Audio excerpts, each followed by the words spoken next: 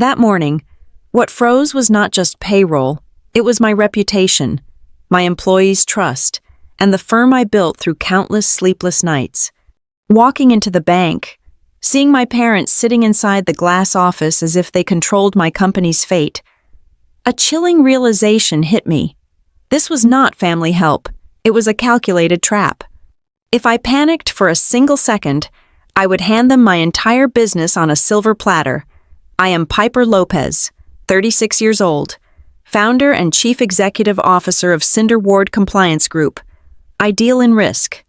I map out worst-case scenarios for corporate clients, isolate vulnerabilities in their operational frameworks, and build heavy firewalls before the smoke ever has a chance to appear. I am highly compensated to be the one person in the room who never loses her head when the alarms start screaming. At exactly 6:07 in the morning, my phone screen illuminated my dark bedroom with a sterile glare that felt uniquely aggressive. It was payroll day, the 15th of the month.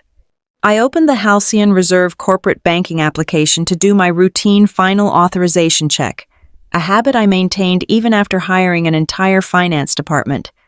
Instead of the familiar, comforting green approval queue, a solid banner of crimson red locked the entire screen. The text was stark, fully capitalized, and absolute, restricted hold. My thumb hovered over the smooth glass of the screen. My resting heart rate kicked up a fraction of a beat, a purely biological response. But my years of corporate crisis training immediately locked my physical reactions in an iron box. I did not gasp. I did not drop the device onto the bedsheets. I steadily tapped the menu to view the secondary accounts. The main operational ledger was completely grayed out. The vendor payable queue, which handled thousands of dollars in weekly external transfers, was locked. Even the emergency reserve treasury account, a separate secure vault altogether, bore the identical red warning banner. This was not a missed decimal point. This was not a routine anti-money laundering flag triggered by an unusually large high-yield transfer. A single transaction error creates a localized, temporary freeze on one specific wire. A synchronized lock across the primary, operational, and reserve channels meant something entirely different. Someone had bypassed the surface-level transactions and reached deep down to touch the structural root of the account architecture itself. Most founders in my position would have dialed the office immediately. They would have woken up their chief financial officer, screamed at their head of operations, or fired off a frantic, emotionally charged email to the entire executive board demanding answers. I did none of those things. I placed the phone gently on the wooden nightstand. Panic is a highly contagious disease. In the corporate compliance industry, reputation is the only currency that truly matters. A rumor that Cinder Ward Compliance Group could not meet its payroll obligations would leak to the wider industry by 8 o'clock in the morning. By noon, nervous clients would start pulling their massive retainers. By Friday evening, the firm I had built with my own blood and sleepless nights would be a hollow, worthless shell. Rumors about insolvency destroy companies infinitely faster than the actual underlying fraud. I stood up and walked to the closet, my mind already transitioning into forensic mode. I needed to isolate the variables before I reacted. Who knew the exact, minute-by-minute architecture of my payroll schedule? The list was dangerously short. Tessa Boone, my meticulous head of payroll, Colin Reeve, my dedicated private wealth manager at the bank, and 2 ghosts from nearly a decade ago. When Cinder Ward was nothing more than a cheap laptop and a rented desk in a loud co-working space, my parents had co-signed a minuscule bridging loan to help me secure my first major state compliance contract. Their names were on the archaic foundational paperwork, buried beneath years of aggressive corporate restructuring, external buyouts, and explosive international growth.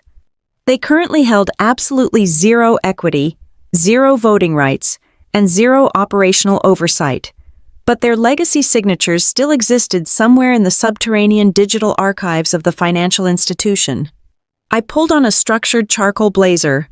The heavy fabric felt like armor. I grabbed my physical state identification card, my car keys, and absolutely nothing else. I did not call Tessa. I did not email Colin to ask what was going on. Electronic communication leaves a permanent, discoverable trail of distress and uncertainty. I needed absolute authority to resolve this, and undeniable authority requires physical presence. I drove out of my garage and aimed my car straight toward the heart of downtown Minneapolis. The morning air was biting and cold, but my mind was completely detached from the temperature. I had to reach Halcyon Reserve Bank before the daily automated clearinghouse cycle pushed a single cent into an unauthorized destination. The heavy glass doors of the bank parted just as the clock in my dashboard struck 8 in the morning.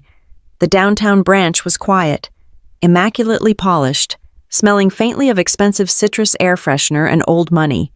I walked straight past the velvet ropes toward the high-net-worth corporate services desk. I did not rush my steps. Rushing implies weakness and desperation.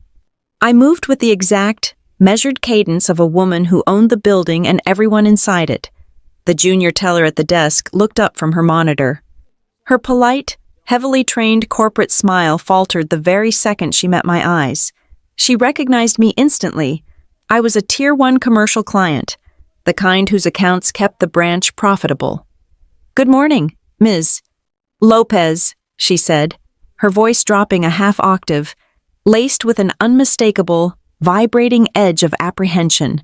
I placed my identification card face down on the cold marble counter. "I need Colin Reeve. Right now." Bypass the waiting room protocol. The teller swallowed hard, her throat bobbing. She did not reach for her desk phone to announce my arrival. She did not offer me a premium bottled water or ask me to take a seat in the lounge. Instead, her eyes darted nervously toward the frosted glass partitions lining the far wall of the executive wing. "They are already expecting you, Ms. Lopez," she murmured, her voice tight and defensive. "Everyone is waiting for you in the private room. Everyone." The word hung in the quiet air of the lobby, cold and incredibly heavy. A random system glitch does not involve a committee. A routine fraud alert does not involve everyone waiting in a private room. The situation had just dramatically shifted from a digital anomaly to a coordinated physical event. I picked up my identification card without breaking eye contact with the teller, then turned my body toward the executive wing. My leather heels clicked sharply against the polished terrazzo floor, each step sounding like a metronome marking the final seconds of my previous life. As I approached the main executive conference room, the frosted horizontal banding on the glass walls offered a clear, unobstructed view of the interior. I stopped dead in my tracks. Sitting at the long, polished mahogany table, casually nursing ceramic cups of bank-provided coffee, were my parents, Elena Lopez, Rafael Lopez. My mother was wearing her customary cream cashmere sweater, looking perfectly composed, her manicured hands resting elegantly on the polished wood. My father sat right beside her, leaning back in the plush leather executive chair with the relaxed, dominant posture of a man who had just successfully closed a highly lucrative merger. Sitting opposite them, looking terribly pale, sweating lightly, and deeply uncomfortable, was Colin Reeve, my trusted branch manager. They looked exactly like a corporate board of directors concluding a high-level strategic summit, a summit concerning my company, my money, and my life's work. A summit where the sole account holder and chief executive officer had not been invited to the table. The realization of betrayal was not a sudden, violent strike. It was a slow, sickening, icy slide into absolute clarity. The red banner on my phone at 6:07, the structural lock on the accounts, the ancient legacy signatures from a decade-old loan, it all snapped together in my mind with devastating mathematical precision. They had not come to the bank early this morning to fix a problem for me. They had come to the bank because they were the problem. They were the architects of the freeze.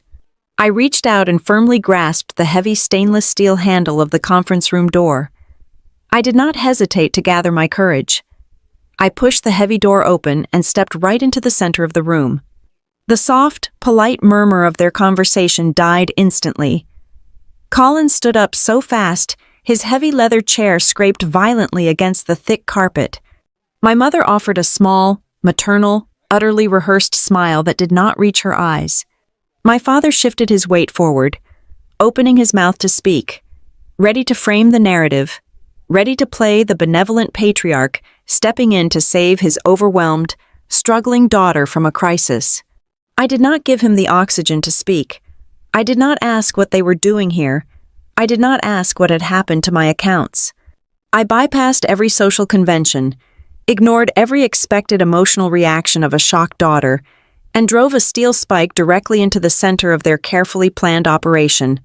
I looked straight at Colin Reeve, ignoring my parents entirely as if they were nothing more than furniture in the room, and delivered the only question that mattered. My voice was completely flat, entirely devoid of anger, devoid of fear, and cold enough to freeze the warm coffee sitting in their cups. Who touched the payroll routing? The silence that followed my question was absolute. Colin Reeve looked as though he fervently wished the expensive patterned carpet would simply open up and swallow him whole. My parents, however, did not miss a single beat. Elena stood up slowly, smoothing the front of her cream cashmere sweater with elegant, practiced hands. When she spoke, her voice was pure velvet. It was carefully modulated to project an aura of maternal warmth mixed heavily with executive concern. "Piper, sweetheart, please do not use that combative tone. We are merely acting fast to protect you." I did not blink. I kept my eyes locked on Colin, though my response was aimed directly at her. "Define protecting me." Raphael took the opening, leaning forward to dominate the visual space of the conference table. He reached into his sleek leather briefcase and extracted a thick, professionally bound stack of heavy stock paper. He placed it deliberately in the exact center of the mahogany table, sliding it an inch in my direction. The cover page featured bold, authoritative sans serif typography. It read, "Continuity Packet." "Your current payment infrastructure is completely compromised," my father stated, utilizing the exact grave, lecturing tone he reserved for dressing down junior analysts. "We received credible back-channel intelligence late last night regarding a massive data breach involving one of your primary client's third-party vendors. Your legacy payout system was directly exposed. If we had not initiated a protective freeze this morning, your entire operational capital could have been completely drained by foreign actors before sunrise." I stared at the heavy binder resting on the table. A data breach. A protective freeze. They were weaponizing the precise corporate terminology my own compliance firm used every single day to sell risk mitigation protocols to global conglomerates. "Because you were unreachable," Raphael continued smoothly, interlacing his fingers, "and because we still hold legacy signatory rights from your foundational incorporation documents, we triggered an emergency fiduciary bypass. We have established a secure, temporary payout vector to ensure your business survives the week." He tapped the thick binder with his index finger. "The payroll will run directly through Lopez Continuity Services Limited Liability Company. It is a fully capitalized, heavily insulated intermediate vehicle, completely stable, completely professional." I processed the syllables as they hit the cold air of the room. Lopez Continuity Services Limited Liability Company. Setting up a corporate bank account with routing capabilities for a new legal entity takes days, often weeks, of rigorous background checks and paperwork. This was not a spontaneous midnight rescue mission. Elena walked around the edge of the table, reaching out with a perfectly manicured hand to touch my arm. I stepped back exactly 2 inches, letting her fingers grasp empty air. She sighed, a delicate, practiced sound of parental martyrdom. "Your people will still get paid right on time, Piper," she murmured softly. "The money is simply taking a safer detour through a structure your family controls. Just for a few days, just until the cyber threat is neutralized, and you are feeling a little calmer." Calmer. There it was, the psychological kill shot. Frame the female founder as emotional, erratic, and utterly overwhelmed by the pressures of leadership. Frame the parents as the stable, rational adults stepping in to manage a crisis the hysterical child could not handle. But I was not listening to a mother and a father trying to comfort a distressed daughter. The cadence of their speech, the synchronized handoffs in their conversation, the perfectly prepared glossy documentation sitting on the table. It was a pitch. I was standing in my own banking institution, watching two people casually pitch a hostile corporate takeover disguised as a high-yield financial rescue product. I finally broke my gaze away from the binder and focused entirely on the branch manager, who was sweating lightly in his tailored suit. "Colin, look at me." Colin swallowed hard, pushing his glasses up the bridge of his nose. His hands were visibly shaking as he rested them on his laptop. "Ms. Lopez, I assure you, we followed rigorous standard banking protocols. At approximately 2 in the morning, our automated system received an emergency routing alteration request. It was accompanied by a fully executed business continuity directive." "Signed by whom?" I asked, my voice dropping to a dangerous near whisper. "Signed under the legacy guarantor provisions," Colin stammered, gesturing weakly toward Raphael. "The documents assert that in the event of a catastrophic cyber threat, the original guarantors have the right to assume temporary administrative custody of the outgoing cash flow to prevent total corporate insolvency. It is standard operational procedure for a company your size," Raphael interjected sharply, glancing at the heavy gold watch on his left wrist to introduce a new, pressing variable into the room. "And we are running out of time. It is currently 8:20 in the morning. Your automated payroll processing window closes exactly at 9. If you do not sign the authorization releasing the funds to our holding company right now, your employees will not receive their paychecks today." Raphael leaned back in his chair, adopting a posture of supreme, untouchable confidence. "And let us be very honest with each other. Piper, when a risk management firm misses a payroll cycle, the industry does not blame a banking glitch. They blame the chief executive officer. They will say you mismanaged client funds. They will say you are secretly going under. You will lose every major contract you hold by Monday morning." The trap was exquisitely constructed and deeply cruel. They had manufactured an invisible crisis, inserted themselves as the only viable, immediate solution, and were now using my own employees' livelihoods as a ticking time bomb to force my hand. Sign the money over to their mysterious new entity, or watch my professional reputation burn to ashes before lunch. Elena offered that soft, velvet smile once more. "Just sign the transfer protocol, darling. Let us handle this terrible stress for you. You have been working far too hard lately anyway. Let your family take the wheel." I felt the familiar, icy calm of a forensic auditor wash over my brain, shutting down every emotional receptor in my body. Panic is a luxury reserved for people who do not understand the underlying mechanics of a system. When you understand the mechanics, there is absolutely no fear. There are only variables waiting to be ruthlessly dismantled. I did not scream. I did not throw the coffee cups against the frosted glass walls. I did not argue about whether I was calm or whether there was a legitimate data breach. Arguing the premise gives the opponent's lie immediate validity. You do not argue with a forged premise. You dissect it under a microscope until it bleeds. I placed both hands flat on the edge of the mahogany table, leaning in just enough to force Colin to look me dead in the eye. "Colin," I said, my words crisp and sharp as freshly broken glass, "I am not signing a single piece of paper. Instead, you are going to turn your computer monitor around right now. I want you to pull up the exact operational control notes on this account." Colin hesitated, his eyes darting nervously toward Raphael for permission. "Do not look at him," I snapped, my voice finally cracking like a whip through the quiet room, making the branch manager physically flinch. "I am the sole equity owner of Cinderward. I am your Tier 1 commercial client. Turn the screen around." Colin hurriedly rotated the large display toward me. "Now," I commanded. "Open the submitted digital documents. I want to see the precise timestamp of the submission. I want the Internet Protocol address of the sender. I want the phone number used for the two-factor biometric verification.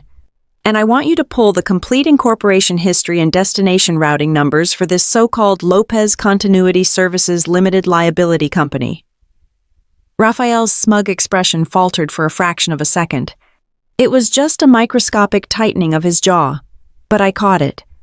"Piper, this is a completely unnecessary delay," he warned, his voice instantly losing its paternal warmth and taking on a darker, much harder edge. You are jeopardizing your own people. You are playing games with their mortgages. If this is a legitimate security protocol, I replied without looking at him, keeping my eyes fixed firmly on the loading screen of Colin's terminal, then the system metadata will prove it beyond a shadow of a doubt. If my accounts were truly at risk, the digital footprint will align perfectly with a recognized third-party breach. I stood up straight, crossing my arms over my charcoal blazer, transforming entirely from a trapped daughter into the ruthless compliance investigator that Fortune 500 companies paid thousands of dollars an hour to hire. Pull the raw data. Colin, I ordered, the room temperature seeming to drop 10 degrees, because I have a very strong suspicion that I am not looking at a security rescue. I am looking at federal wire fraud. The fluorescent glare from Colin's monitor cast a harsh, pale light over the mahogany table. As the internal banking dashboard loaded, the spinning blue circle felt like the only moving object in the suffocatingly still room. My father had stopped tapping his expensive watch. My mother's practiced smile had completely dissolved into a thin, bloodless line. They knew exactly what was sitting on that server, but they had severely miscalculated my ability to read raw data. Go to the administrative audit log first, I instructed, my tone purely clinical. Filter by account permission modifications over the past 30 days. Colin's trembling fingers clicked the mouse. A dense spreadsheet of back-end activity populated the screen. Row 42, I pointed. There it was. Exactly 11 days ago, at 2 in the morning, a dormant Tier 3 emergency contact profile had been manually reactivated. It was an old administrative bridge linking back to the foundational loan documents from 8 years ago. For 96 months, that digital pathway had been entirely dead. No traffic, no pings, no updates. Then, just over a week and a half before my largest payroll cycle of the quarter, someone had quietly turned the lights back on. Move to the document repository, I commanded. Open the attachment they submitted to authorize this freeze. Colin opened a high-resolution portable document format file. It was not a dusty, recycled copy of an outdated power of attorney. The header was freshly typed, aggressive, and legally lethal. It read, Founder Incapacity and Continuity Resolution. The text below it, formally designated Lopez Continuity Services Limited Liability Company as the sole temporary administrator of all outgoing operational expenditures. Incapacity, I read the word aloud, tasting the absolute malice behind the legal jargon. You did not just claim there was a cyber threat. You claimed I was medically or psychologically unfit to govern my own firm. It is standard emergency boilerplate, Raphael snapped defensively, his voice rising a fraction of an inch. The banking legal department requires specific trigger words to bypass the standard clearing window. It means nothing. It means everything when it is a fabricated document, I replied evenly. I leaned closer to the monitor. Scroll down to Section 4. Colin, the execution clause. The screen scrolled. My eyes scanned the dense paragraphs until I found the structural fatal flaw. I spotted it in less than 10 seconds. Read that line right there, I told Colin. The branch manager cleared his throat, his voice barely a whisper. Pursuant to the unanimous emergency resolution of the Board of Directors, the executive powers are hereby transferred. Stop, I said. I slowly turned my head to look directly into my father's eyes. Cinder Ward Compliance Group is a single-member limited liability company. I hold 100% of the equity. There are 0 voting shares. There is no board of directors. There has never been a board of directors. You used a generic corporate legal template and failed to verify my actual corporate structure. Raphael's jaw locked. The silence in the executive wing was deafening. Scroll to the signature page, I ordered. The digitized ink appeared on the screen. It was a spectacular forgery, the looping baseline, the sharp angles of the capital letters, the heavy pressure on the final stroke. To a junior banking clerk, it would easily pass visual inspection, but to the person who owned the hand, the discrepancy was glaring. Look at the middle initial. I pointed to the screen. Piper Marie Lopez. That specific stylized M is how I signed my high school tax returns when I worked a summer job. It is how my name appears on the family trust documents from 2 decades ago. I dropped the middle initial from all my professional legal signatures 7 years ago. The only people who would possess a physical copy of that specific signature variation are the 2 people sitting across from me. I did not wait for them to defend the forgery. I was systematically dismantling their trap, piece by piece, and I needed to expose the entire architecture before they could attempt to spin a new narrative. "Pull the file properties," I told Colin. "Open the metadata tab." A small gray box appeared over the document. The digital footprint of a file never lies. It records the exact make and model of the scanning machine, the software version, and the precise time of creation. The document was printed and scanned at a rented commercial workspace. I read the data aloud, my voice steady and completely devoid of mercy. A shared office facility located on the west side of the city, exactly 3 blocks away from your private investment firm, Raphael. It did not originate from my corporate headquarters. It did not come from my legal counsel. Elena tried to intervene, her voice trembling slightly, shedding the velvet smoothness she had weaponized earlier. "Piper, you are overanalyzing technicalities. We used an external service to ensure the documents were processed securely and quickly. We were just trying to help you." "Help me," I repeated, the words tasting like ash. "Colin, how did they pass the 2-factor identity verification to authorize the lock?" "The system requires a live phone confirmation for any change to the primary routing architecture." Colin looked at his screen, his face draining of whatever color was left.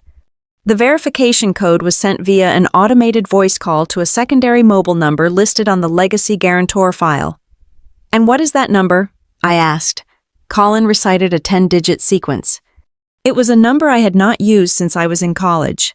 It was tied to an old family mobile data plan that Elena had managed and kept active for over 15 years. My mother had intercepted the automated banking security call using an obsolete phone line she still controlled, bypassing my personal device entirely. The scope of the betrayal was expanding rapidly, transforming from a desperate, panicked overreach into a chillingly methodical operation. "One last thing, Colin," I said, my chest feeling tight, though my breathing remained perfectly controlled. "Check the receiving entity, Lopez Continuity Services, Limited Liability Company. Pull up the date of incorporation and the projected account analytics they submitted when they opened the holding account." Colin's fingers flew across the keyboard. He pulled up the external vendor profile my parents had established within the Halcyon Reserve ecosystem. The entity was formally registered, and the account was opened exactly 3 weeks ago. Colin read, his voice shaking. 3 weeks ago. "And the projected monthly cash flow," I demanded. "They submitted a declaration of expected operational volume," Colin said, his eyes scanning the data. "The declared monthly incoming transfer projection is exactly $165,000. I closed my eyes for a fraction of a second, and $165,000. It was not a random estimate. It was not a rounded-up corporate figure. It was the exact, to the penny average of my bi-weekly payroll cycle multiplied by 2. The final piece of the puzzle locked into place with a sickening, heavy thud. They had not woken up this morning, heard a rumor about a cyber threat, and rushed to the bank in a misguided panic to save my firm. This was not a reactive measure born out of twisted parental concern. This was a premeditated, highly engineered corporate ambush. 3 weeks ago, they had formed a shell company. They had carefully calculated my exact financial obligations. 11 days ago, they had reactivated a dormant digital pathway to my accounts. Sometime in the last 48 hours, they had drafted a fraudulent legal resolution, forged an outdated version of my signature, and scanned the fake documents at an untraceable public workspace. Then, in the dead of night, they used an ancient family phone plan to bypass the bank's security protocols and hijack the very lifeblood of my company. They had built a shadow pipeline, complete with a convincing narrative and a set of flawless fake documents, waiting in the dark to catch my money before I even realized I was bleeding. They were not trying to protect my business from foreign actors. They were the foreign actors, and they had come to take absolutely everything. The hum of the server ventilation above us was the only sound left in the room, heavy and metallic. Colin was still staring blankly at the Shell Company Incorporation date on his monitor when the system suddenly flashed a harsh yellow across his screen. A sharp, two-tone chime echoed from his desktop speakers. My eyes snapped to the fresh notification box hovering in the top right corner of his display. It read, "Pending authorization, new vendor onboarding request." The origin code listed was not the bank's internal portal. It was an API call coming directly from Cinder Ward's own secure human resources management software. I checked the digital clock on the bottom of the screen. It was 8:34 in the morning. The request had been generated exactly 3 seconds ago. The air in my lungs turned to ice. My parents were sitting perfectly still in front of me, neither of them holding a smartphone or typing on a laptop. They were the physical distraction, the physical anchor keeping me trapped in this glass box, while the real mechanical breach was happening miles away. Someone else was in the system. Someone who knew exactly how my internal corporate architecture was built, currently monitoring the progress of the hold and manually forcing a vendor override in real time to bypass the freeze. "Colin," I said, my voice cutting through the rising panic with the sharp edge of a scalpel. "Do not approve that vendor. I want a total administrative blackout right now." Colin blinked, clearly overwhelmed by the escalating cascade of system warnings. "A total blackout, Ms. Lopez. That requires senior authorization to initiate. I am ordering a full systemic lockdown," I commanded, leaning over the mahogany table, invading his physical space to ensure my authority eclipsed my father's presence. "Lock down every single automated clearinghouse template. Freeze all vendor approvals. Suspend all signatory modification rights. Shut down the routing paths across the primary, the reserve, and the operating accounts. Absolute zero movement on every single ledger under the Cinder Ward umbrella." Elena slammed her open palm flat against the polished wood table. The sudden, violent sound made Colin jump in his leather chair. The soft, maternal velvet was entirely gone from her voice, replaced by a vicious, panicked screech. "You are out of your mind," she shouted, her face flushing a deep, angry crimson. "Do not listen to her, Colin. She is having a paranoid breakdown.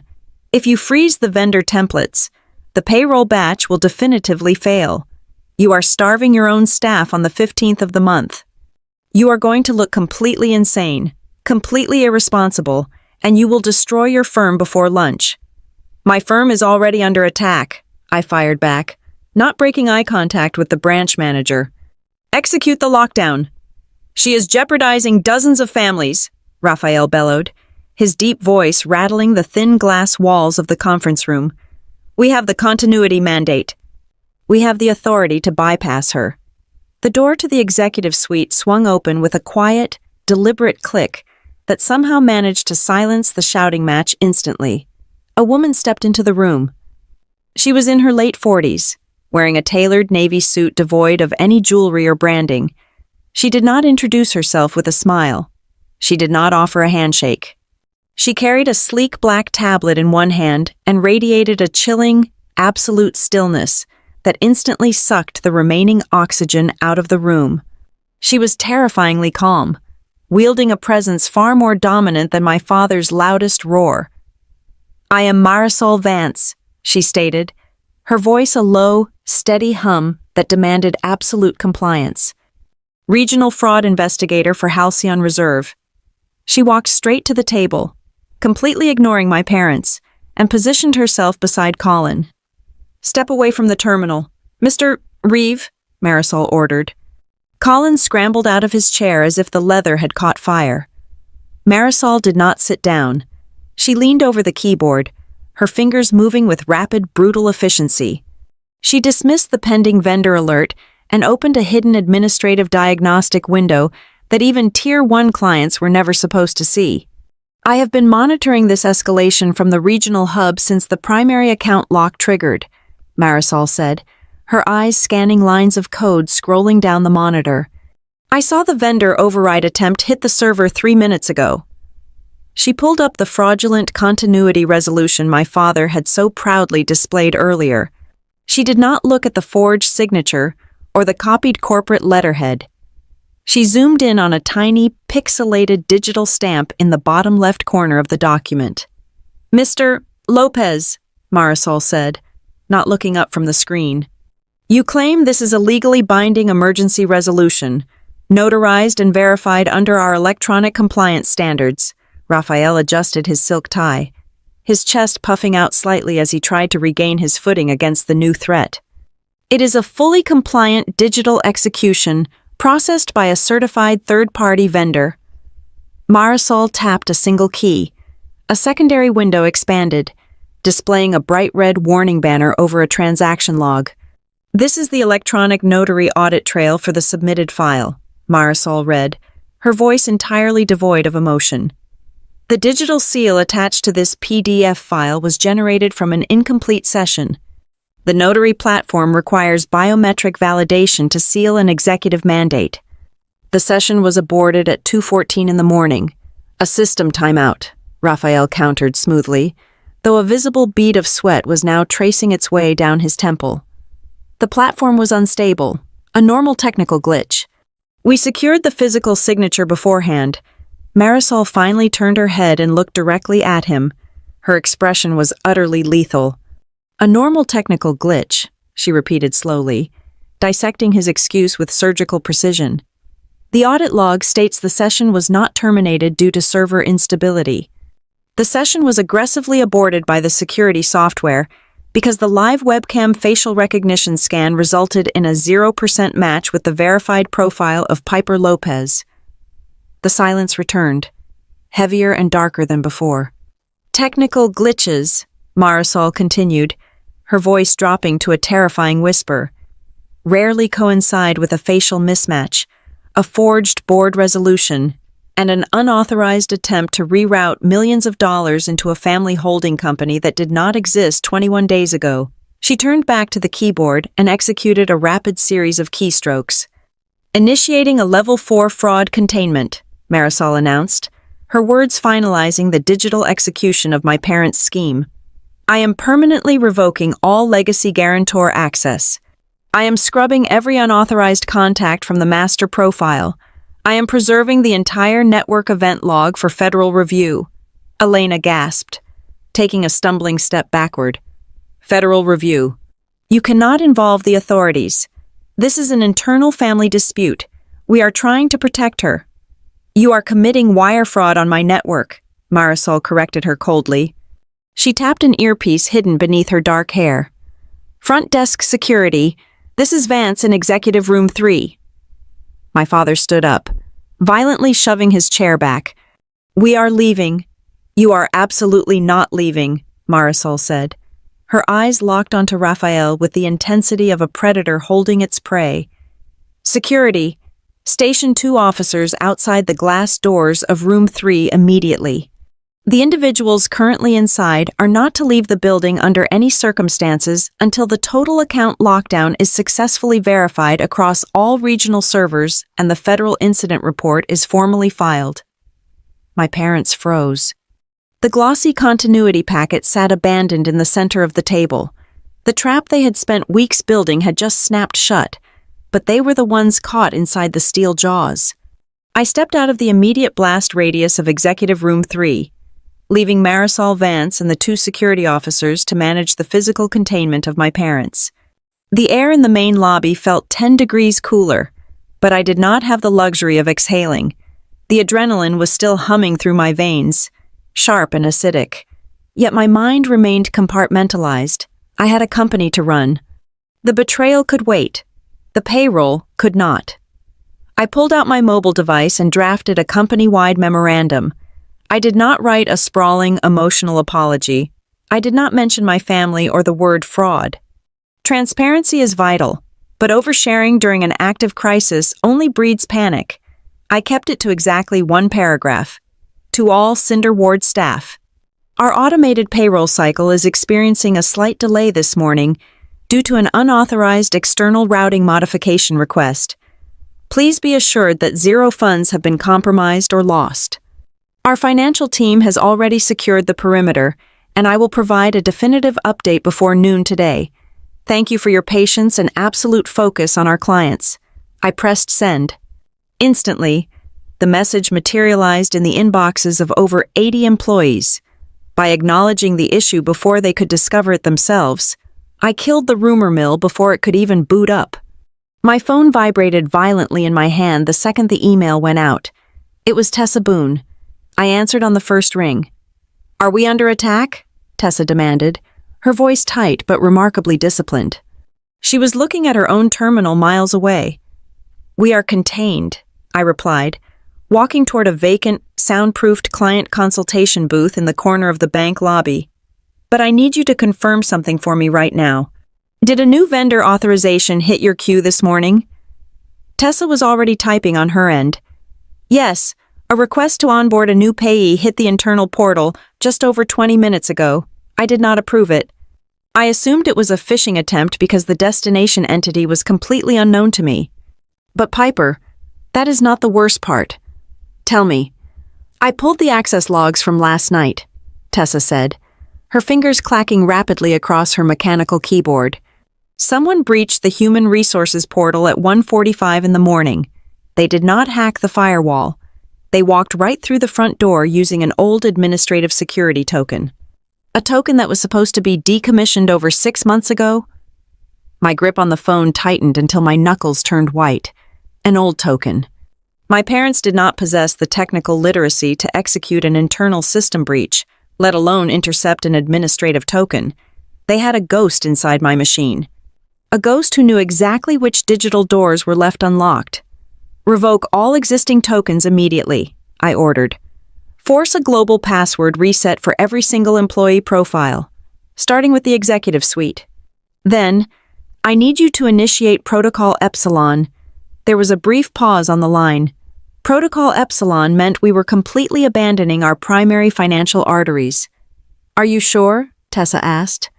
"If we route through the dark site, we burn our standard payment history for the quarter." "Execute it," I said flatly. "The primary accounts are totally compromised. Protocol Epsilon was my absolute worst-case scenario architecture. It involved Granite Vale Capital, a heavily armored, specialized corporate credit facility designed specifically for catastrophic business interruptions. It was not a traditional bank account. It was a dormant, high-interest reserve line of credit built to guarantee payroll in the event of a crippling ransomware attack or a natural disaster. It cost me a small fortune in retainer fees every year just to keep it active, but right now, it was the only clean money I had left. I ended the call and walked straight back into the executive suite. Marisol had relocated to a secondary workstation, while Colin was busy printing physical copies of the audit logs. My parents were still sitting in the glass room, their faces pale and furious, flanked by 2 large men in dark security uniforms. I did not even glance in their direction. "Marisol, I need to clear a path for an external drawdown," I said, leaning over the counter. "I am pulling payroll from a secondary credit facility with Granite Vale Capital to bypass the frozen accounts." Marisol looked up from her tablet, her dark eyes evaluating my strategy. "That is a brilliant contingency," she noted, her tone purely professional. "However, we have a significant legal hurdle to clear first."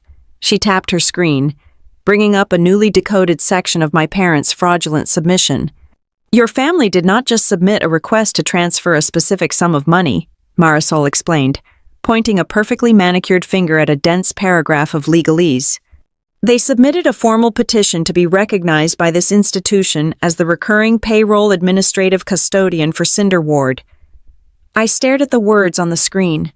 The phrase hit me like a physical blow. "That is secured lending terminology," I whispered, the forensic pieces snapping together with horrifying clarity. "Exactly," Marisol confirmed. "They were not trying to steal your money just for today. They were attempting to collateralize your ongoing payroll structure. If Halcyon Reserve Bank officially flags your company as having an active dispute over operational capacity, Granite Vale Capital will see that flag on the interbank network. If Granite Vale sees a dispute, they will instantly freeze your reserve line to protect their own exposure. Your backup plan will be dead on arrival. I need paper, I demanded, turning to Colin. Print every standard affidavit of exclusive control you have. Print the biometric verification forms. Print the corporate indemnification waivers. Colin scrambled to the heavy-duty laser printer, pulling fresh, warm documents from the tray. I grabbed a black pen and began signing my name, aggressively and precisely, utilizing my current, legally binding signature without the middle initial. I initialed every single page, legally asserting my unquestioned, singular authority over the limited liability company. Change my internal contact profiles, I ordered Colin while I signed. Purge the old family phone numbers. Delete the secondary physical addresses. Update the security questions to factors only I could possibly know. I want a complete digital scrub of every single linked corporate account under my name. Erase their existence from my company entirely, Colin typed furiously, processing the overrides with Marisol standing right over his shoulder, validating my biometric thumbprint on a digital pad. Within 10 minutes, the legal firewall was entirely rebuilt. The affidavits were scanned and time-stamped, securely locking the internal compliance dispute. The interbank warning flags were suppressed. The path to Granite Vale Capital was officially clear. I let out a slow, controlled breath, the first real breath I had taken since 6:07 this morning. We were stable. The money was safe. My employees would be paid before the banks closed. But the moment of relief was violently shattered by a sudden, blaring alarm from Colin's terminal. The screen flashed crimson red for the second time today. Colin gasped, his hands flying off the keyboard. "Ms. Lopez, what is it?" I demanded, my voice snapping back to a razor-sharp edge. "There is a new external routing request," Colin stammered, his eyes wide with disbelief behind his glasses. "It is not hitting your primary accounts. It just hit the Granite Vale Capital Reserve line." Someone had just attempted to intercept my emergency backup funds. "Show me the destination," I ordered, rounding the desk to stare directly at the monitor. The screen displayed an active wire transfer attempt, trying to drain the exact dollar amount of my payroll from the Granite Vale credit facility. The destination routing number did not belong to my employees. It did not belong to Halcyon Reserve Bank. It belonged to an entirely different corporate entity. The sheer scale of the ambush finally revealed itself, cold and terrifying. The morning freeze was never the entire plan. It was merely the opening move.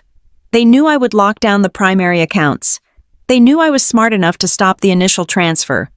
And they knew, because of the ghost operating inside my system, that I had a massive, untouched line of credit sitting in the dark with Granite Vale Capital. Their true objective was not to casually steal a single payroll batch. Their objective was to force me into a corner, watch me activate my final financial lifeline, and then hijack the lifeline itself. They were intentionally manufacturing a total, inescapable liquidity crisis. If they could drain the reserve, Cinder Ward would have zero cash, zero credit, and zero options. By Monday, I would be entirely broken. I would be staring at total corporate ruin, unable to pay my staff, unable to operate.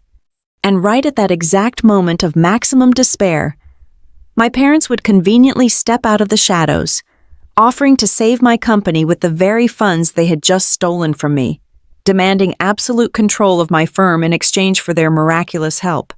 They were not just trying to rob me, they were trying to break me to the point where I would willingly hand them the keys to my own kingdom. The adrenaline that had fueled my confrontation in the executive suite began to recede, leaving behind a cold, heavy ache in my chest. Marisol Vance and her security personnel had successfully fortified the perimeter around the Granite Vale Capital Reserve line. The money was finally, definitively secured. But a secured perimeter only matters if the enemy is on the outside. My enemy had a key to the front door. I retreated back to the soundproofed client consultation booth, shutting the heavy glass door to block out the sterile hum of the banking lobby. I dialed Marcus. my lead network security architect. He was already deep inside the server logs, tracking the phantom request that had tried to drain the reserve account. I need the physical device identity for the internal portal breach, I told him, my voice devoid of the sharp urgency from earlier. The pace of the war had shifted from a frantic firefight to a dark, methodical autopsy. Someone generated an authorized application programming interface call. I want to know exactly what machine they used to do it. I have the packet data, Marcus replied, the rapid clacking of his mechanical keyboard echoing through the phone speaker. I am tracing the media access control address. It is not a spoofed mobile device or an external remote desktop protocol. The ping originated from an authenticated internal machine. Specifically, an executive-tier operational laptop. Whose machine, Marcus? There was a heavy pause on the line. The hardware registry assigns it to Grant Heller. The name hit me with the blunt, crushing force of a physical blow. Grant Heller, my former chief operating officer. Grant had exited Cinder Ward exactly 6 months ago. His departure was officially framed to the industry as a mutual separation based on strategic differences, but the reality was a bitter, deeply toxic severing of ties. Grant had spent his final year trying to convince me to sell the firm to a massive corporate roll-up group. He wanted a spectacular, 8-figure buyout. He wanted to cash out and walk away. I refused. Cinder Ward was not a disposable asset to be flipped to private equity firms. It was an institution I had built from nothing, when I permanently killed the acquisition talks. Grant resigned in a quiet, seething rage. Upon his exit, he had returned his primary workstation, his access badges, and his corporate phone, but he had claimed his secondary travel laptop was permanently lost during a layover in Atlanta. It was not lost. It was a Trojan horse, deliberately kept alive and buried deep within my network architecture. Lock that machine out of the domain permanently, I instructed Marcus, feeling the deep, sickening sting of a betrayal I thought I had survived half a year ago. Then, I want you to pull Grant's archived, encrypted communication logs from his final 3 weeks at the firm, bypass the standard legal hold protocol, crack the shadow files. Decrypting the restricted archives took several long, agonizing minutes. I stood by the glass window of the booth, watching my parents sitting in the distance, still guarded by Halcyon Reserve security. They looked small now, pathetic, even, but the data Marcus began feeding back to me proved they were anything but harmless. Grant had not simply walked away in anger. He had meticulously drafted an instruction manual for my destruction. "Piper, you need to see this," Marcus said, his usually stoic voice laced with absolute disbelief. He began forwarding the decrypted message threads directly to my secure mobile device. I opened the files. It was a masterclass in corporate espionage, executed by the second-in-command of my own risk management firm. Grant had established a secure, encrypted email backchannel. The primary recipient on the other end of those threads was Rafael Lopez, my father. I read the exchanges, the words blurring slightly as the sheer magnitude of the conspiracy crystallized. Grant had handed over a complete structural map of my company's financial arteries. He provided my exact bi-weekly payroll schedule, detailing the precise hour the automated clearinghouse batches were processed by the bank. He forwarded the blank vendor onboarding forms necessary to establish a new payee. He provided Colin Reeves' direct contact information, outlining the branch manager's specific schedule and professional weaknesses. Most devastatingly, Grant detailed the exact internal bypass protocols required to alter a payment routing without triggering an immediate executive alert to my phone. He knew exactly where the blind spots were because he had helped me design the security system. Grant understood the psychology of a founder better than anyone. He knew that the ultimate vulnerability of any chief executive officer is the day her employees expect their paychecks. If a firm misses just one single payroll cycle, the internal panic is instantaneous. Trust evaporates. Employees begin updating their resumes. The rumor mill bleeds into the industry, and clients begin to sever their contracts to avoid the fallout of an insolvent partner. Grant believed that if he could orchestrate a localized liquidity crisis, The resulting reputational pressure would crush my resolve. I would be backed into a corner, completely vulnerable, and forced to accept an external administrator or an emergency fire sale to save the company. But why would my parents coordinate with my bitter ex-partner? What was the connective tissue between a disgruntled former executive and two retired parents looking for a payout?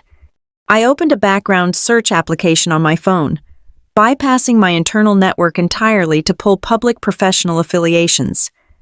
I ran a deep query on Grant Heller's current employment status. After leaving Cinder Ward, he had quietly joined a boutique corporate restructuring firm as a senior strategic consultant.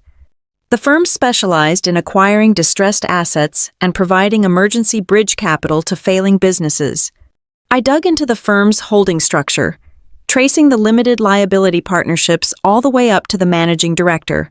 When the name finally populated on my screen, a cold shiver traced the length of my spine. The managing director of the restructuring firm was Ross Danner. Ross Danner was my sister Bianca's husband, my own brother-in-law.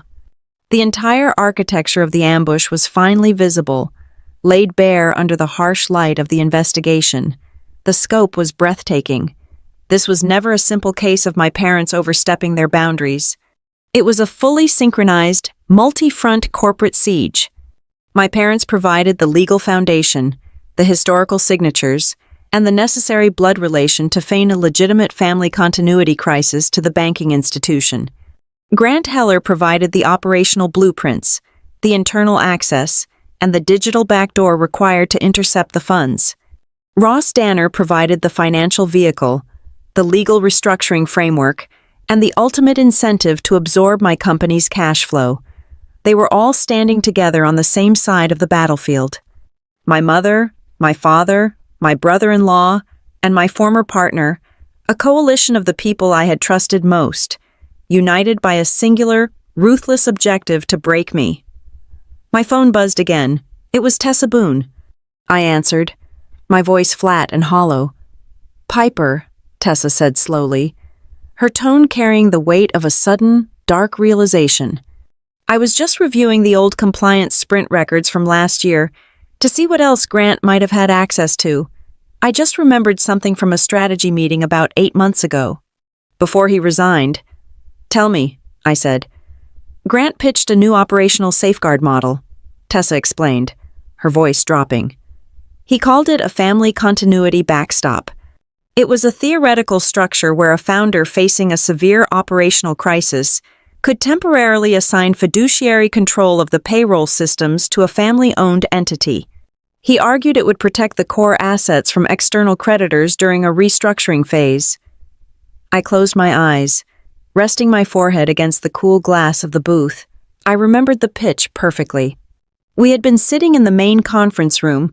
Grant had presented a glossy slide deck.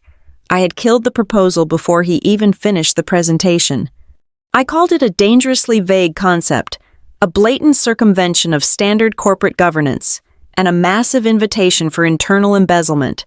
I had ordered him to scrap the entire project. Grant had not scrapped it.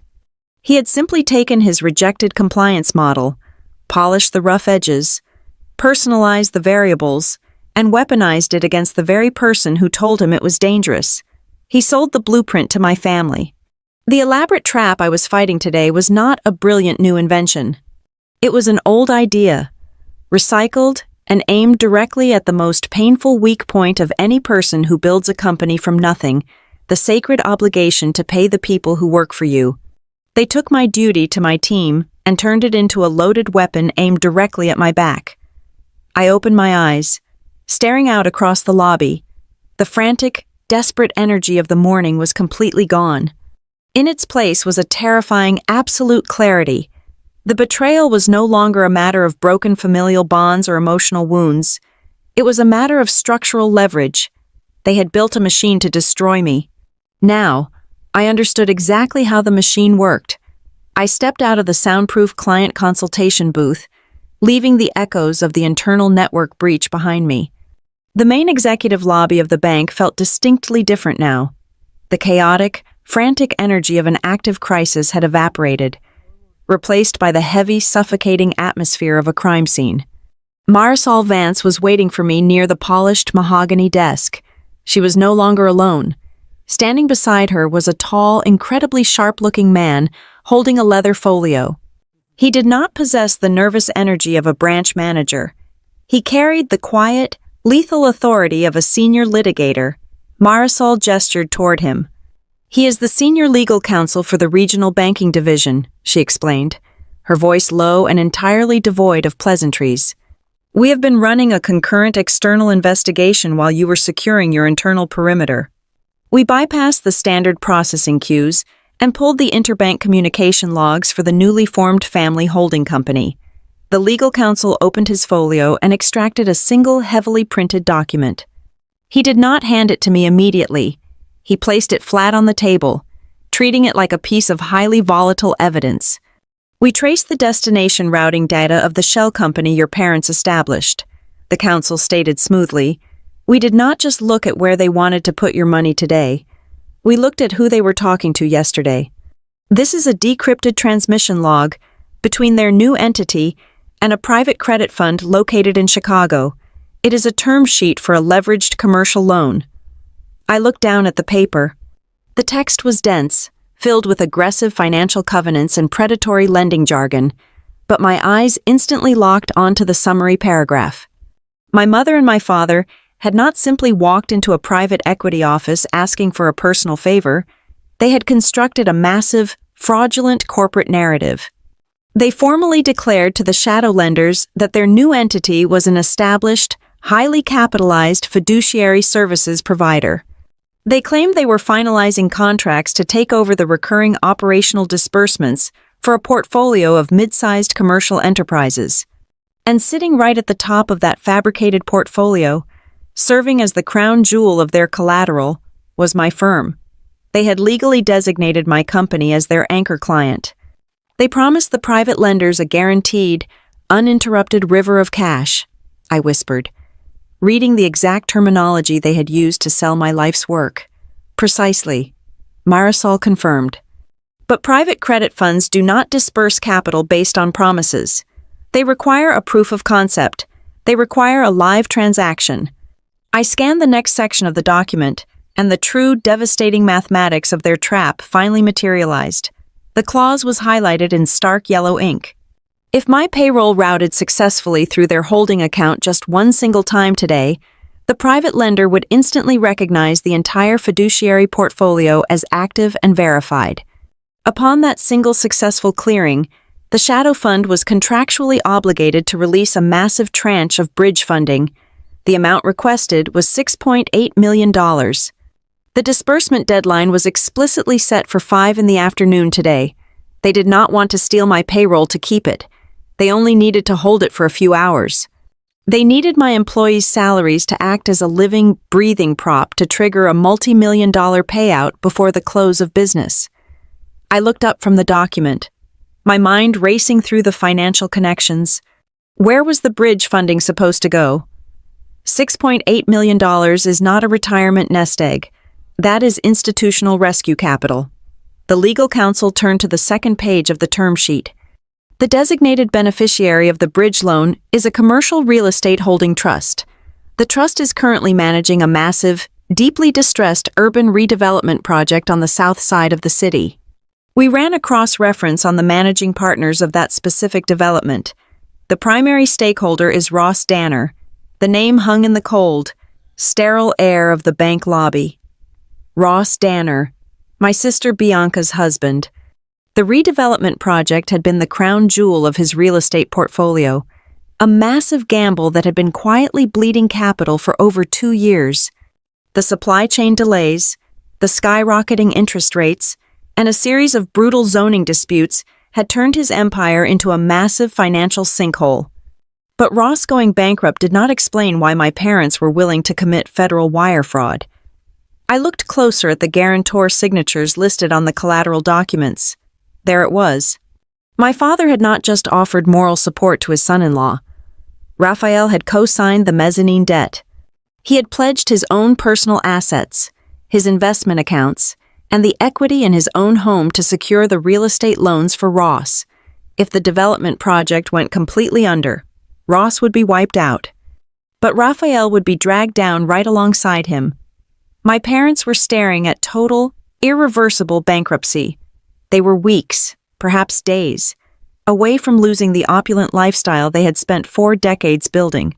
They needed a massive injection of cash to satisfy the creditors, and they needed it today. But the absolute worst part of the betrayal was buried in the fine print at the very bottom of the contract. The legal counsel tapped his pen against a specific subclause governing the terms of the private loan. "Read the security agreement," he instructed quietly. I read the words, and the blood drained completely from my face. To secure the $6.8 million, the private credit fund demanded a blanket lien against all managed operating cash flow flowing through the family entity. "Do you understand what this legally implies?" the counsel asked. I understood it with perfect, horrifying clarity. If my money had touched their account this morning, it would have legally mixed with their secured assets. The private lender would have registered a formal claim over my company's payment routing. It meant that every single time I attempted to run payroll next month, or the month after that, the shadow fund could legally freeze the transfer, claiming those funds were disputed collateral for my father's toxic real estate debt. A single reroute today would have permanently infected my company. They were perfectly willing to turn my future revenue into a battleground for their creditors. They were going to use my employees' rent money, their grocery budgets, and their medical insurance premiums as a sacrificial blood transfusion to resuscitate a sinking family empire. The betrayal had completely transcended emotional cruelty. This was not about parents failing to love their daughter. This was a calculated, structural harvest. They looked at me and saw nothing but a highly profitable resource to be mined until it collapsed. My mobile phone vibrated violently against the mahogany table. The caller identification displayed Elena's name. She was calling me from her mobile device, sitting less than 50 feet away in the secured glass conference room, entirely unaware that I was currently staring at the autopsy of her financial crimes. I did not reach for the phone immediately. I looked at the senior legal counsel. "If I answer this," I asked, my voice as cold and flat as a sheet of winter ice, "are we legally permitted to record the audio under state consent laws?" The counsel nodded firmly. "As long as you are a direct party to the conversation and you provide explicit consent on your end, it is entirely admissible. Put the device on speaker." I pressed the green icon and set the phone down on the table. I did not say hello. I let the dead air stretch across the connection. "Piper," my mother's voice crackled through the speaker. The soft, manipulative velvet was entirely gone. She sounded frantic, breathless, and vicious. I remained absolutely silent. "You need to tell the bank to release the hold right now," Elena demanded, her voice rising in pitch, echoing faintly from the glass room down the hall. "You have absolutely no idea what you are doing. You are destroying your sister." This was Bianca's last chance to save her family. "Ross is going to lose absolutely everything by the end of the day, and you are sitting there in your glass tower letting your own family drown because of your absolute coldness." She was weaponizing guilt, trying to shift the blame for their impending ruin onto my shoulders. She wanted me to feel responsible for my sister's tears. She wanted me to believe that protecting my own staff was an act of unforgivable selfishness. "You are tearing this family apart," Elena hissed through the speaker, her breathing ragged. "If you do not authorize that transfer before the afternoon deadline, we will never recover from this. You are signing our death warrant over a minor administrative delay." I looked at Marisol. I looked at the legal counsel. They were silently documenting every single word, capturing the undeniable proof of criminal intent. Elena was not pleading ignorance. She was explicitly acknowledging the deadline. She was directly tying the unauthorized routing request to the survival of a third-party real estate venture.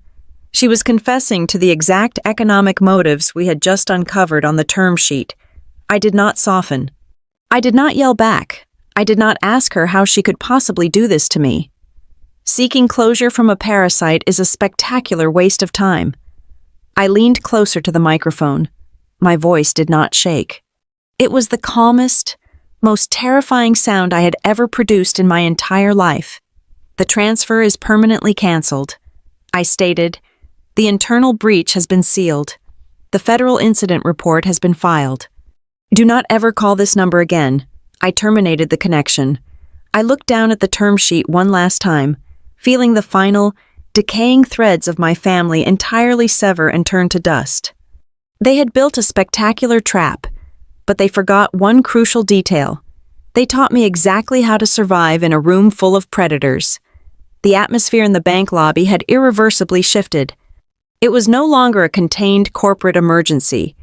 The sterile, polished environment felt less like a financial institution and more like the command center of a federal war room. Marisol Vance stood completely still before the secondary terminal, her dark eyes reflecting the harsh blue light of the monitor. She was not looking at my specific account architecture anymore. The regional legal counsel stood right beside her, his arms crossed tightly over his chest, his expression carved from stone. Marisol had initiated a macro-level algorithmic sweep across the entire regional banking infrastructure. She isolated the precise, highly unusual legal phrasing my father had utilized in his forged documents. The term family continuity backstop is not standard banking nomenclature, Marisol murmured, her fingers flying across the mechanical keyboard. It is a highly customized, fabricated legal concept. If they deployed it against you this morning, I want to know if they tested it anywhere else on our network. The server took exactly 45 seconds to process the query across thousands of commercial accounts. When the results populated on the screen, the silence in the room became thick enough to choke on. There were 2 additional algorithmic matches. "You are not the first target," the legal counsel stated, his voice dropping an octave, carrying the heavy weight of a massive legal escalation. Marisol expanded the data logs. 2 separate commercial entities, both founded and operated by single-member chief executives, received nearly identical emergency continuity packets within the last 30 days. She pulled up the first profile. It was a mid-sized logistics and freight management company operating out of the northern suburbs. The logistics firm caught the anomaly, Marisol explained, tracing the transaction history. Their chief financial officer noticed the unauthorized routing modification request 2 hours before the automated clearinghouse batch was finalized. They assumed it was a sophisticated external phishing scam, killed the transfer, and locked their external portals. Marisol clicked to the second profile. It belonged to a boutique medical supply distributor. The data on this screen was painted in a grim, unforgiving red. The medical supplier was not as fortunate, Marisol said, her tone clinical and detached. Exactly 2 weeks ago, a portion of their external vendor payable funds was successfully diverted. The money did not go to their legitimate suppliers. It routed directly into the newly minted holding account belonging to Lopez Continuity Services Limited Liability Company. The medical supplier had not recognized the theft as a hostile corporate action. They had flagged the missing vendor payment as a routine administrative processing error, a simple glitch in the banking software. They were quietly waiting on an internal audit, completely unaware that their operational capital had been siphoned off by a shadow entity.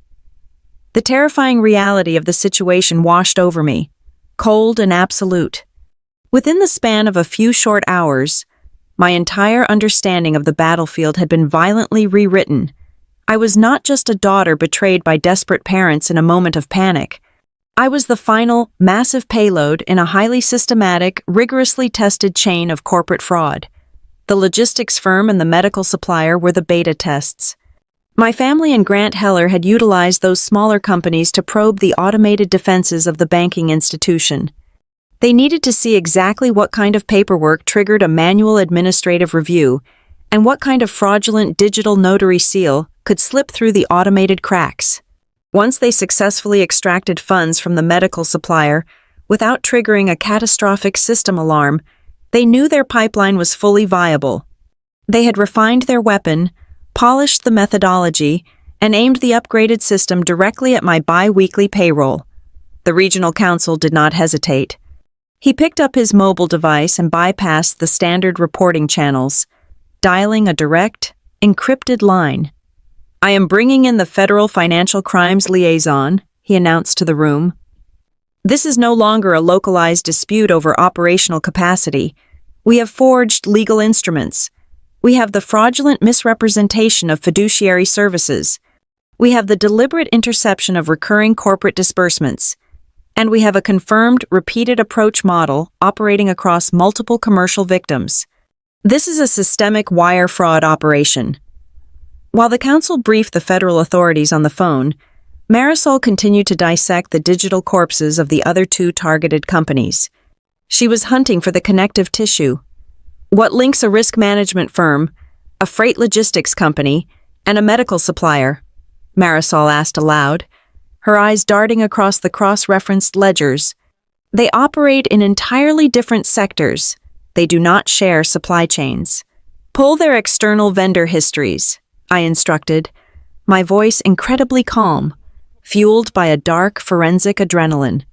Look for consulting invoices paid within the last 90 days. Marisol filtered the accounts payable ledgers for both the logistics firm and the medical supplier. A single, identical vendor name materialized on both screens. It was the boutique corporate restructuring firm, the exact firm where my former chief operating officer, Grant Heller, currently served as a senior strategic advisor. Grant's consulting invoices proved he was the architect of the hunt. He used his position at the restructuring firm to gain temporary advisory access to mid-sized businesses.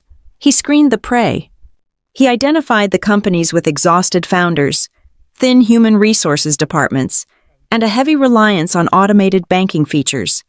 He extracted their internal routing schematics and handed the blueprints directly to my parents, who then executed the legal and financial ambush.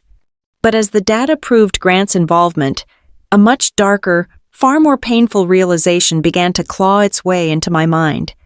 Grant could identify the technical vulnerabilities, but he did not have the social capital to introduce himself to these specific founders out of nowhere. Someone had to bridge the gap. My memory violently snapped back to a brisk evening late last autumn. It was the annual Regional Commercial Founders Gala, a highly exclusive networking event hosted in the grand ballroom of a downtown hotel. I had invited my parents to attend as my personal guests. I had wanted them to see the world I inhabited. I had wanted them to share in the professional respect I had earned. I closed my eyes, and the memories played back with agonizing, high-definition clarity. I remembered the clinking of expensive crystal glasses and the low hum of classical music. I remembered my mother, Elena, wearing a stunning evening gown, pouring a glass of wine for a visibly exhausted tech founder. She had smiled with such profound, feigned maternal sympathy, gently asking him how he managed the stress of a growing payroll with such a small administrative team. The founder, desperate for a sympathetic ear, had poured out his operational anxieties to her. I remembered my father, Raphael, standing near the carving station, clapping the chief executive of that exact logistics firm on the shoulder. He had projected the ultimate aura of a proud, wealthy patriarch, casually asking the man which financial institution he trusted to handle his massive capital flow. Those moments, which I had deeply cherished as instances of pure family pride, were nothing but predatory reconnaissance missions, the networking galas, the charity dinners, the quiet cocktail hours I had brought them into. They had used my own invitations as hunting grounds. They stood in the center of my professional sanctuary, smiling warmly at my peers, while methodically cataloging their vulnerabilities. They listened to stories of burnout, noted which banks were being used, and mapped out the operational weaknesses of the people I respected. They spent months learning how to exploit the absolute trust and access I had so willingly, so lovingly, handed to them. The sheer depravity of the exploitation should have broken me. It was designed to break me. But standing there in the cold light of the bank lobby, staring at the irrefutable digital proof of their syndicate, the suffocating pain of familial betrayal suddenly evaporated. You cannot grieve a connection that was entirely fabricated. You cannot be emotionally wounded by a machine, and my family, along with my former partner and my brother-in-law, were nothing more than a mechanical fraud syndicate. The scattered, chaotic pieces of the morning were no longer terrifying anomalies. The aggressive corporate motive, the bitter insider, The newly registered shell entity, the desperate real estate debt, and the targeted beta tests had all perfectly aligned. As the federal liaison's voice echoed thinly from the council's phone, outlining the immediate asset seizure protocols, I realized the board had entirely flipped. My parents had relied on my emotional collapse.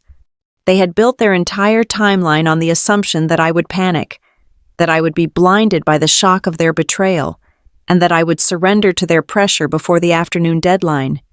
They did not realize they had just handed a master risk compliance auditor the complete, unfiltered blueprint of their own destruction.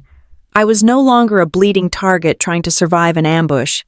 I finally possessed something infinitely more powerful than grief, and vastly more dangerous than anger. I had the complete picture. I looked at Marisol Vance and the Regional Legal Counsel with absolute clarity. The time for building defensive walls was over. When you are dealing with a coordinated syndicate that intimately knows your internal architecture, playing pure defense only delays the inevitable. If you block one path, they will continuously probe the perimeter until they find another microscopic crack in the foundation. To truly neutralize a threat of this magnitude, you have to open a door they cannot resist walking through, and you have to wire that door with high explosives. We needed to let them step into their own demise. I told Marisol we were going to drop the total communication blackout. We needed to manufacture a highly controlled, weaponized leak. I dialed Marcus, my lead network security architect, who was still monitoring the severed connection from Grant Heller's ghost laptop. I instructed Marcus to establish a quarantined email pathway, one that was highly visible to any lingering internal surveillance but completely disconnected from the actual banking application programming interface. It was a digital honey trap, painted to look like a desperate administrative lifeline. I dictated a message to Tessa Boone. We typed it out in plain, unencrypted text. The internal memorandum stated that the Granite Vale Capital Reserve Facility was primed and fully operational. I explicitly wrote that the manual drawdown for the entire company payroll would be executed at exactly 20 minutes to 4 in the afternoon. Then, I added the poison pill. I included a sentence stating that the transaction would clear automatically, provided no secondary legal disputes regarding executive authorization were registered in the internal system before the deadline. We sent the email down the compromised pipe. We gave them the exact time, the exact location of the money, and the exact method required to stop it. We waited. The digital clock on the wall moved with agonizing slowness. At exactly 15 minutes past 2 in the afternoon, the trap snapped shut. Marcus flagged a massive external data push hitting the company servers. It was an anonymous, company-wide email blast. Every single employee at Cinder Ward Compliance Group received it simultaneously. The subject line was fully capitalized and designed to induce immediate terror. It warned of a catastrophic liquidity failure. The body of the email, masquerading as a confidential leak from outside legal counsel, claimed that I was actively being removed from my position due to severe financial mismanagement, and that an outside payroll custodian would be seizing control of all corporate assets by the evening. It was Grant's masterpiece. He was trying to incite a full-scale corporate riot.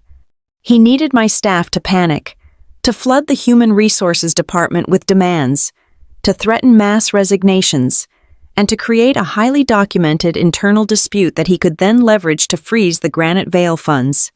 He wanted the noise of a terrified workforce to validate the fake continuity documents my parents had submitted, but Grant had spent his entire career underestimating the people who actually built the foundation of the firm. He expected a hysterical mutiny.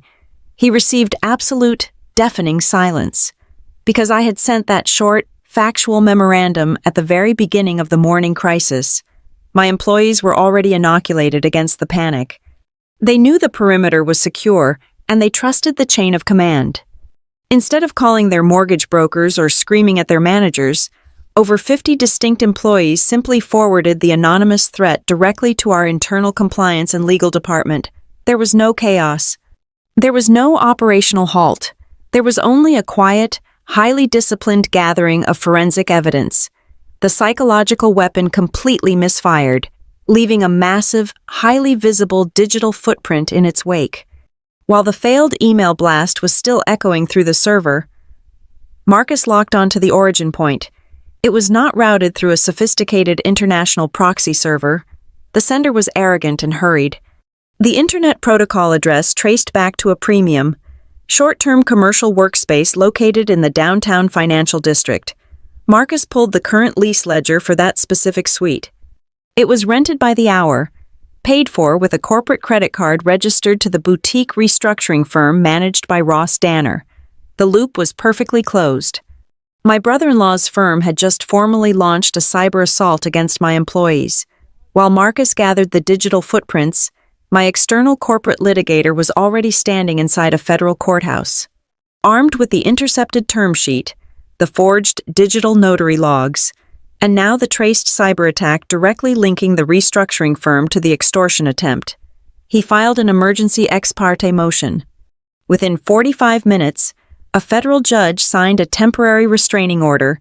It was a brutal, ironclad legal mandate. It explicitly barred Rafael Lopez, Elena Lopez, Grant Heller, Ross Danner, and their fabricated limited liability company from asserting any legal, financial, or administrative authority over Cinder Ward.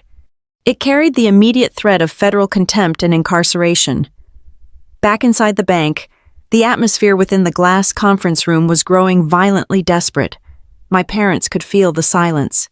They knew their deadline for the Chicago bridge loan was rapidly approaching. Without my payroll crossing their ledger, their $6.8 million rescue package would vanish, leaving them to drown in Ross's toxic real estate debt. I watched through the glass as Raphael stood up, his face flushed red, waving a yellowed, archaic stack of papers at Colin Reeve. It was the original seed capital loan contract from 10 years ago. They had dug up the ancient document to argue that a deeply buried, long-forgotten covenant granted them emergency supervisory rights over my ledger in the event of institutional instability. They were trying to manufacture the dispute I had baited them with using a decade-old technicality. I did not raise my voice. I did not rush into the room to argue with him. I simply waited.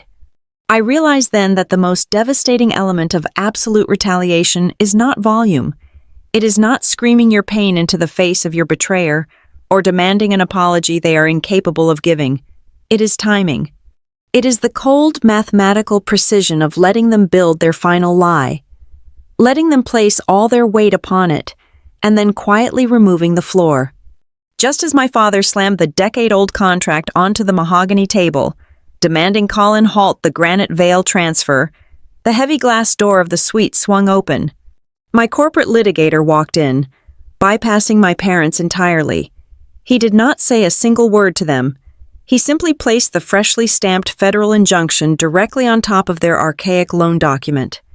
The court order arrived exactly 4 minutes before the payroll was scheduled to route. Every single lie, every forged signature, and every manipulative threat was violently, permanently shattered right in front of their eyes, just seconds before they thought they had won. The clock hit exactly 12 minutes past 4 in the afternoon. I was no longer standing in the sterile, defensive perimeter of the Halcyon Reserve lobby. I had crossed the city, ascending to the penthouse executive suite of the private credit fund that held Ross Danner's financial life in its hands. Inside their sprawling, glass-walled boardroom, the architects of my supposed destruction were gathered, watching the minutes tick down to the 5 o'clock wire deadline. Ross was pacing near the floor-to-ceiling windows, sweating heavily through his tailored suit, waiting desperately for his bridge funding to clear.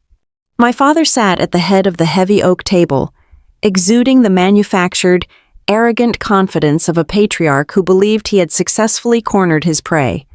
He was waiting for me to walk through the door, completely broken, ready to sign my company away just to ensure my staff could feed their families. My mother sat right beside him, her hands folded neatly in her lap, fully expecting her daughter to finally bend the knee, surrender the firm, and choose the survival of the family over her own independence. They expected me to arrive alone, panicked, and begging for a resolution. Instead, the heavy mahogany double doors swung open, and I walked in flanked by a firing squad. I was not alone.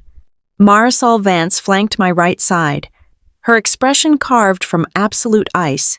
The regional legal counsel for the bank walked to my left. Directly behind them, carrying a sealed, tamper-proof leather briefcase, was a special agent from the Federal Financial Crimes Division, walking alongside my own lead corporate litigator. The smug anticipation in the boardroom vanished instantly, replaced by a suffocating, terrifying vacuum. I did not raise my voice. I did not hurl insults at my parents. I simply stepped aside and let my litigator approach the long oak table. He unlatched the briefcase and began laying the sealed evidence directly in front of the private credit fund's senior managing partners. It was an overwhelming, insurmountable mountain of forensic data. He dropped the fabricated continuity packet. He placed the digital notary logs proving the facial recognition failure. He presented the internet protocol traces from the burner emails sent directly from Ross's own rented office space. He laid out the decrypted communications detailing Grant Heller's precise internal instructions. He showed them the metadata proving the signature forgery. And finally, the absolute crown jewel of their ruin, the fraudulent loan application where my parents explicitly lied to this very credit fund, claiming their newly minted holding company was already legally managing the payroll for multiple mid-sized enterprises. The senior partners of the private credit fund did not even look at my family. They read the summary sheet, looked at the federal agent standing in their boardroom, and immediately signaled their compliance officer. The $6.8 million disbursement was permanently frozen on the spot. They did not freeze it as a favor to me. They froze it because they realized the collateral they had been promised was built entirely on a foundation of aggressive, undeniable federal wire fraud. The moment the private equity partners severed the financial lifeline, the syndicate instantly cannibalized itself. Grant Heller, the man who had engineered the digital backdoor, was sitting in the corner of the room. He took one look at the federal agent and completely snapped. He did not wait for a formal interrogation. To save his own skin, he started talking, his voice trembling as he frantically tried to secure a plea deal before the handcuffs came out. Grant confessed right there in the boardroom. He admitted he had stolen the decommissioned administrative token. He confessed to feeding the internal routing architecture to my parents. And he revealed the ultimate payoff. He had been promised a massive slice of equity in my firm once I was forced into a distressed sale. He sold me out for a theoretical payout that had just evaporated into thin air. I did not stay to watch them scramble. I did not stay to listen to my mother cry or my father attempt to yell his way out of a federal indictment. I turned my back on them, walked out of the boardroom, and took the elevator down to the street level. I stepped out into the crisp afternoon air, just as the digital clock on my phone rolled over to exactly 37 minutes past 4 in the afternoon. My phone buzzed in my hand. It was a single, encrypted text message from Tessa Boone. The Granite Vale Capital Reserve drawdown was complete. The emergency payroll batch had successfully cleared the interbank network. Across the city, my employees were receiving their direct deposits, exactly on time, to the exact cent, to the exact correct people. The money had flowed safely to my team without touching my family's corrupt holding company for a single, solitary minute. I stood on the pavement and drafted my final company-wide memorandum. It was short, entirely factual, and completely devoid of drama. I confirmed the successful completion of the payroll cycle, thanked the team for their absolute professionalism during the morning's brief administrative delay, and closed the ticket. That was the public face of the victory. The private execution happened silently behind closed doors. Over the next 48 hours, I systematically amputated my family from every single aspect of my existence. I revoked every old guarantor agreement. I severed every shared financial contact. I scrubbed my home deed, my personal trusts, and my emergency medical directives. I stripped them of any legal, financial, or informational access to my life. I erased them with the cold, ruthless efficiency they had inadvertently taught me to use. My mother and father genuinely believed that my payroll was the ultimate leash. They thought they could use my fundamental duty to my employees to drag me down to my knees. But they were wrong. The payroll did not break me. It became the definitive ledger that exposed their entire fraudulent syndicate. It collapsed their leverage, destroyed their real estate empire, and left them facing federal charges. It left me standing entirely alone in the world. I had lost my parents, my sister, and any illusion of a family I ever had. But as I looked up at the towering glass buildings of the city, I realized exactly what I had kept. I kept my company, I kept my honor, and I kept the absolute, undeniable right to never, ever let them touch me again. Thank you so much for listening to my story today. I would love to know where you are tuning in from. So please drop a comment below with your city or country so we can connect and share our thoughts on this crazy situation. If you enjoyed this journey, please make sure to subscribe to the Maya Revenge Stories channel, leave a like on this video, and hit that hype button so this story can reach even more people who might need to hear it.